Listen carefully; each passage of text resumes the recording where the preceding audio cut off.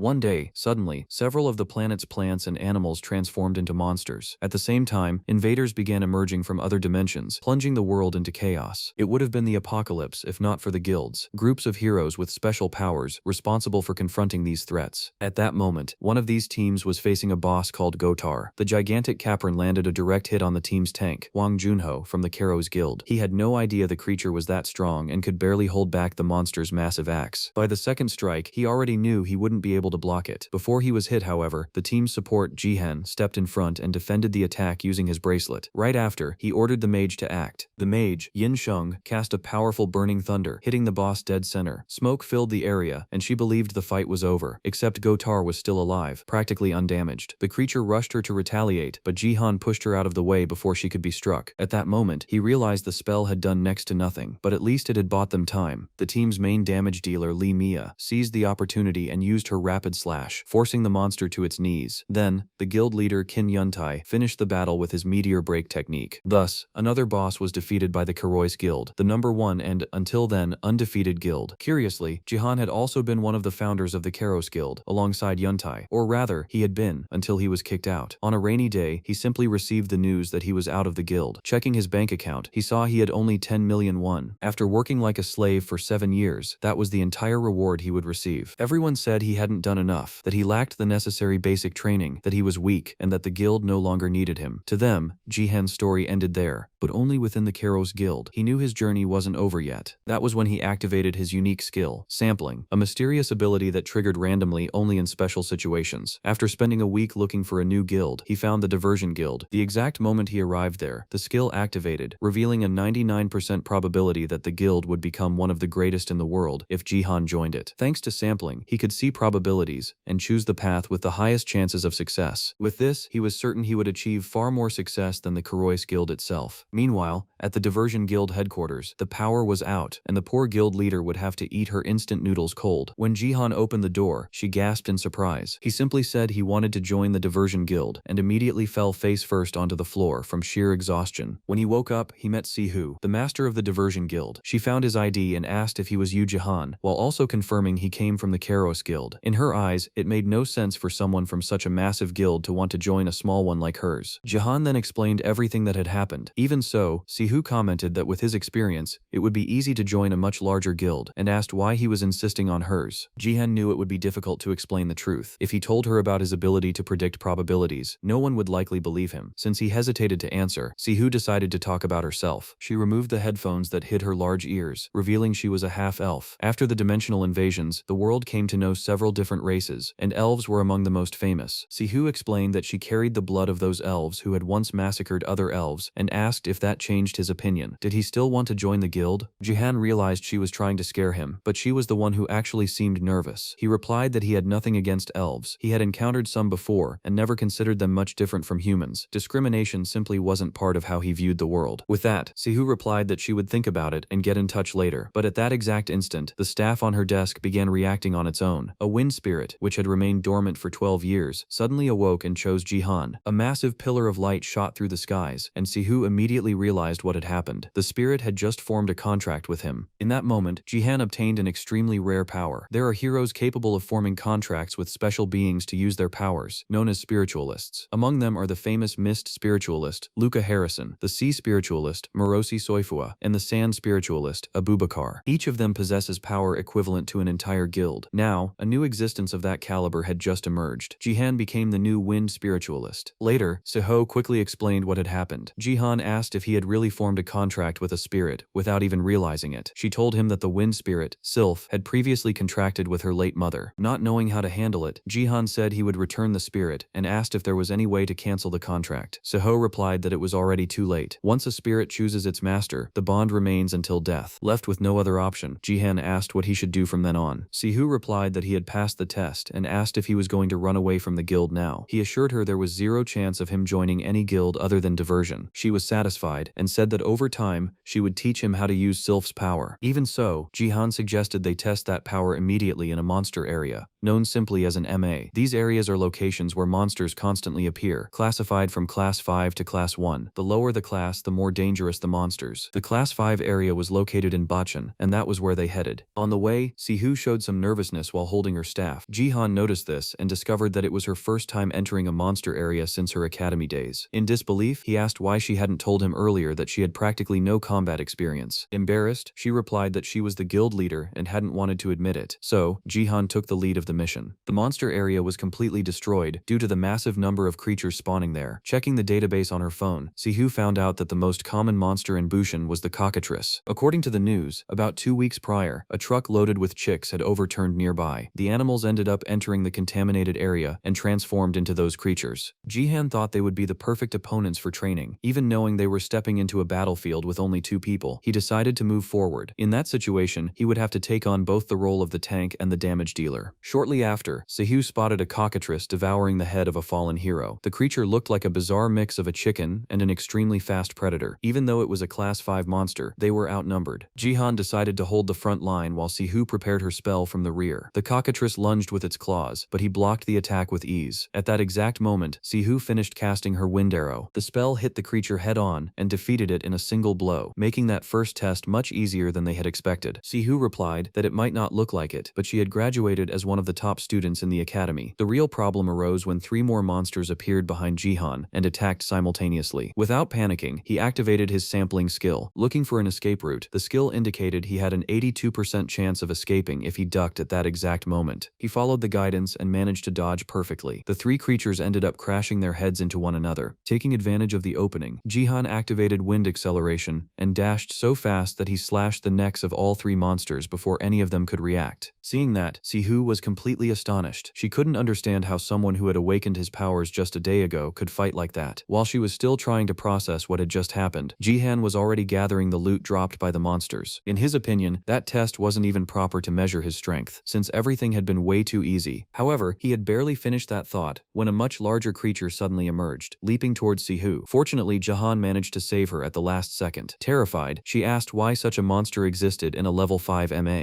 Jihan immediately recognized that the creature was a variant. It was a variant cockatrice, a type of monster whose exact level was unknown to anyone. It was much bigger than the others, possessing scales and a massive thorny tail resembling a dragon's. Using sampling, Jihan saw that their chance of victory was a mere 12%. Even so, he asked Sihu if she could keep up with the creature's movements. She replied that she could only manage a little, but that was already enough for him. The monster attacked with its claws, while Sihu cast the decelerating wind spell, significantly slowing the creature down. However, the effect lasted for only a brief moment, and the variant cockatrice quickly managed to break free. Even so, Jihan was already prepared. As he charged forward, he recalled Yuntai's words, calling him useless. In the next instant, he ended up swallowed by the monster, but that was all part of the plan. Once inside the creature's mouth, he unleashed cutting wind, which exploded inside the monster's body and completely tore it apart, leaving only small, perfectly sliced pieces. That entire fight was being watched from a distance by Yoon Do-ha, the Earth Elementalist. He was surprised to realize there was another Elementalist in Korea besides himself. Meanwhile, at Hwasong's Class 2 MA, the Kairos Guild was facing massive, giant worms. Hwang Junho used his taunt skill to draw all the monsters to himself, enduring the attacks while buying time for Im Si-eun to cast her chain lightning and pulverize all of them. After the attack, Im Si-eun commented that Junho was overdoing it, since those monsters were quite weak. He replied by complaining that he had almost been hit by her skill as well. Shortly after, when she suggested they leave, another worm emerged from behind and blindsided her. In desperation, she almost called out for Jihan's help, but realized he was no longer part of the team. Before she could be hit, Kim Yuntai appeared and sliced the worm in half with a single strike. Later, after clearing all the creatures in the area, Im Si-eun remarked that the mission had been a bit harder than usual. Junho asked if those monsters were variants. She replied that they probably weren't. Yuntai then explained they were just ordinary giant worms, and even taunted his teammates, asking if they were already becoming afraid of monsters of that level. A little later, Lee Mia appeared, completely covered in monster blood, and reported that the processing of Zone 2 was complete. Yuntai reminded her that he had already asked her to stop acting on her own, commenting that there was no longer anyone around to cover for her mistakes. She simply replied that she already knew that. It was then that Junho asked if all that difficulty was because that man had left the guild. Yuntai immediately shot back, saying no. In his view, Jihan had never been anything more than useless, and the guild had never needed him. Meanwhile, Jihan was finishing off the variant cockatrice, leaving Sihu more and more confused about who he really was. Aside from Yoon Do-ha, another person was also watching the whole scene from hiding. Seeing 2 heroes defeat a variant all by themselves, he thought to himself that he had just stumbled upon a literal gold mine. As soon as the fight ended, Sihu ran over to Jihan, worried about his condition. Using his new skill had consumed nearly all of his energy. Even though he was exhausted, he asked her to gather all the materials from the monster. Variants were extremely rare rare, and just the remains of the creature could already be sold for a fortune. Sihu replied that she was worried about him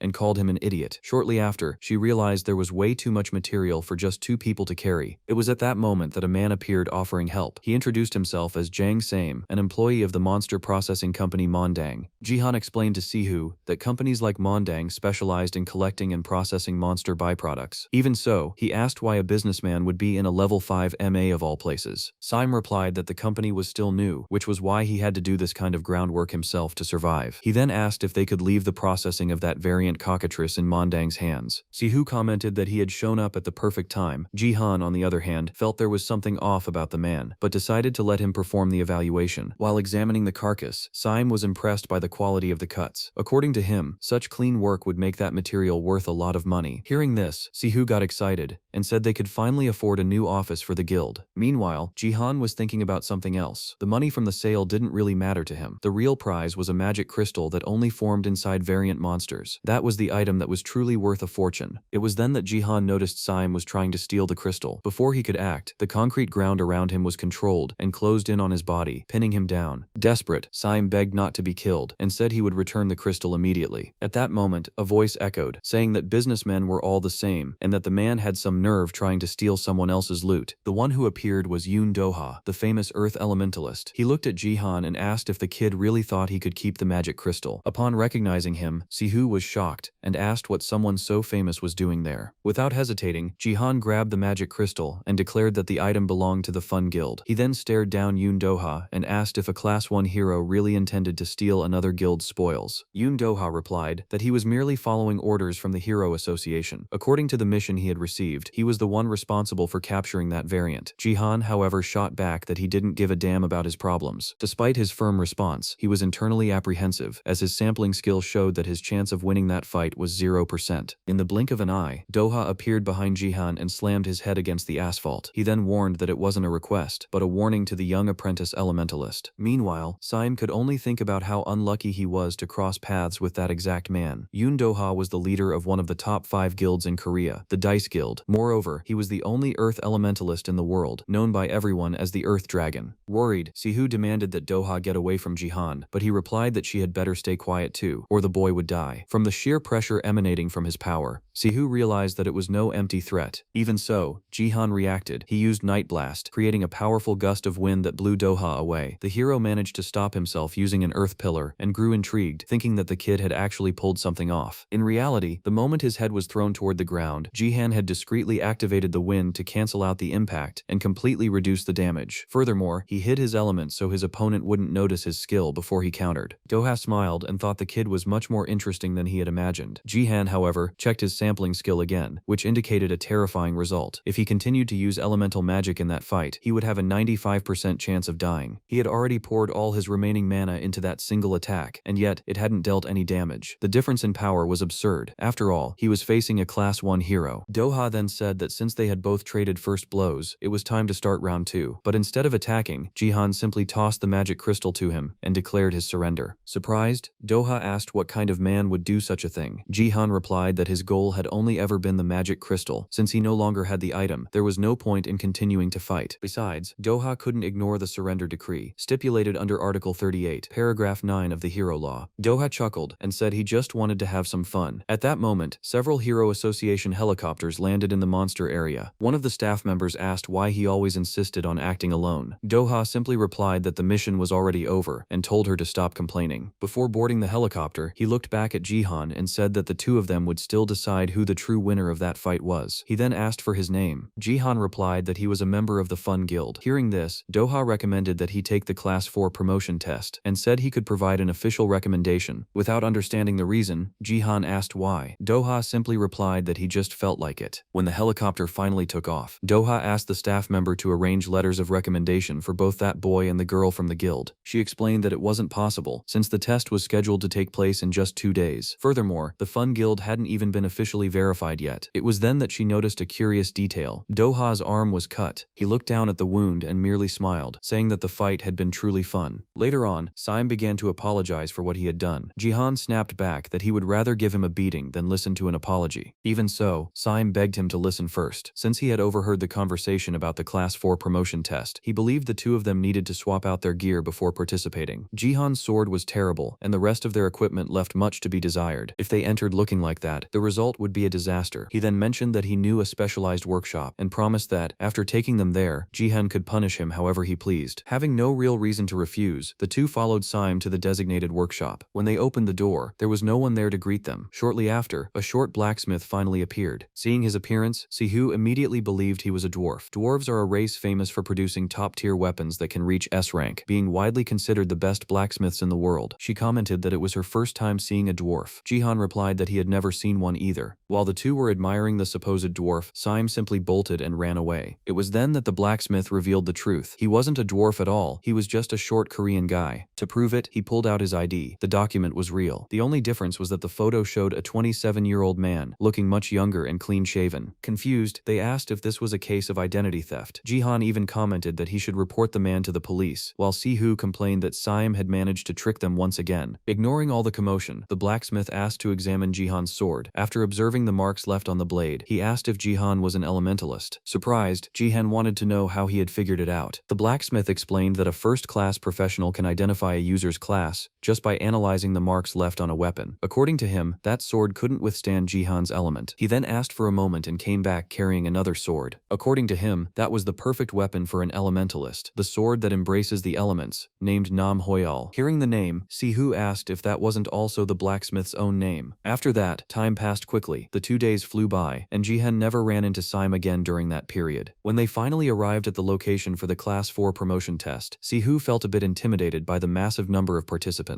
Everyone there was competing for the same spots. Jihan remembered that the place had also been packed when he took that exam back when he was with the Keros Guild. However, a few people quickly recognized him. They began whispering that he was the guy who got kicked out of the Keros Guild, mocking how ridiculous it was to see him trying to pass a simple Class 4 test. Others claimed he was a shameless leech who had always been carried by his guildmates. Noticing the whispers, Sihu asked if they were talking about him. Jihan, however, didn't care. He knew that people always love to talk trash when they are in a group. In fact, he was actually relieved. At least no one seemed to know about what had happened in Bushin, nor about his fight against Yoon Doha. His plan was to keep hiding the fact that he was an elementalist, since drawing attention like that never brought anything good. It was then that a person appeared, demanding silence. According to him, he never imagined a simple Class 4 promotion test would cause such a fuss. He went on to say that the candidates had nothing special about them. On the contrary, he stated that they couldn't even reach the average score required to become a hero, and in short, were far below the expected standard. That is Bang Yoon-sik, the Class 4 examiner. Jihan thought to himself that Doha, that bastard, must have done this on purpose. Perhaps he hadn't even written a proper letter of recommendation for him, considering his probability of passing the test was a mere 1%. Meanwhile, Doha's secretary mentioned that she had already sent out the recommendation letter for the Class 4 promotion he had brought up last time. Even so, she asked why he had chosen Yoon-sik of all people to be the examiner. Later, at the Class 4 testing grounds, several heroes rushed toward Yoon-sik to defeat him and prove they were worthy of the promotion. He commented that they were all making the exact same mistake, refusing to analyze the examiner before drawing their swords the second the test started. To him, that was a cheap strategy. Using nothing but a wooden sword, he brought down all the candidates and called them nothing but fools. Team 12 failed instantly. Another examiner, Han-suk, asked if Yoon-sik wasn't overdoing it. He replied that those Class 5 copycats were all the same and that none of them would pass. Han then asked what they were going to tell their superiors. Seong-woo commented that it was now time for the last group, the Fun Guild. Han-suk remarked that they must be the candidates recommended by the guild master. All of those examiners were affiliated with the Dice Guild and commented that the group was going to suffer a bit, especially since their leader wasn't one to go easy on anyone. On top of being an examiner, Yoon-sik was also a team leader for Dice. The two members of the Fun Guild were received in the Class 4 examination hall. For the next 5 minutes, they would have to face the examiner. They would be promoted if they either defeated Yoon-sik or earned his recognition. Sihu asked how a Class 5 group was expected to defeat an examiner of that caliber. Meanwhile, Jihan focused on analyzing him. The examiner had fought every single group that day, and yet didn't have a single scratch. Jihan asked Sihu to cover the rear, just as she had done during the MA, because this was not going to be an easy fight. It was the final Class 4 exam of the day. As soon as it began, the examiner himself kicked Jihan's blade. The test had barely started, and he was already sent flying into the back wall. Before Yoon-sik could hit Sihu as well, his punch was blocked by Jihan's wind magic. Even so, Yoon-sik pressed on with his assault, kicking Sihu away and moving in to finish Jihan off once and for all. His strikes were extremely heavy and powerful, Even though he was using only a wooden sword, Jihan realized that he first needed to create some distance. He managed to do so by using Night Blast. Yoonsik hadn't expected to face wind magic and commented that it was a highly irritating talent to go up against. However, Jihan didn't just use the wind to push his enemy back. He also utilized the magic to accelerate his own body, rapidly reappearing at the examiner's rear. At that moment, Doha's secretary asked once more why he had chosen Yoonsik specifically. She commented that a recommendation letter was supposed to actually help the candidates. Doha, however, replied that no one was like that man. She knew it herself. Yoonsik possessed swordsmanship capable of cutting even the wind. Before Jihan could even launch an attack, Yoonsik countered with an incredibly swift sword flow. The multiple strikes tore right through Jihan's armor, despite being delivered with a wooden sword. Jihan realized he wasn't as fast as before. The after effects of the battle against the cockatrice and the clash with Doha were still taking a toll on his body. On top of that, since that morning, the sword he was using had been constantly draining his mana. Yoonsik asked if he had really managed to get a recommendation letter while being this weak.